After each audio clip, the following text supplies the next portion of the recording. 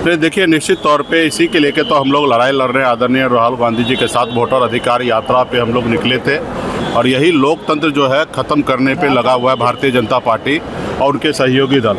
आपने देखा कि किस तरीके से मांझी जी ने जिक्र किया कि 2020 में हमने डीएम साहब को कहने से हमने वहाँ पे जीत दर्ज कराया और अभी भी अगर हमें फ़ोन करते तो हम जीत हासिल करा देते।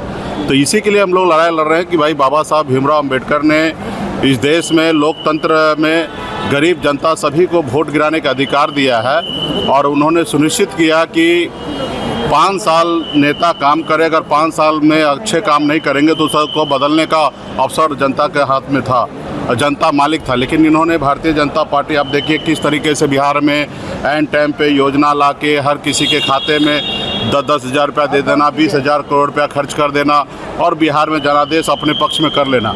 अगर इसी तरीके से चलता रहेगा, काम कोई सरकार ना करे और सत्ता में इसी तरीके से बैठा रहे, इसी तरीके से वोट चोरी करके सत्ता में बैठा रहे, इसी तरीके से डीएम को फ़ोन करके और प्रत्याशी को जिताया जाए, तो फिर तो इससे अच्छा इस देश में चुनाव बंद हो जाना चाहिए।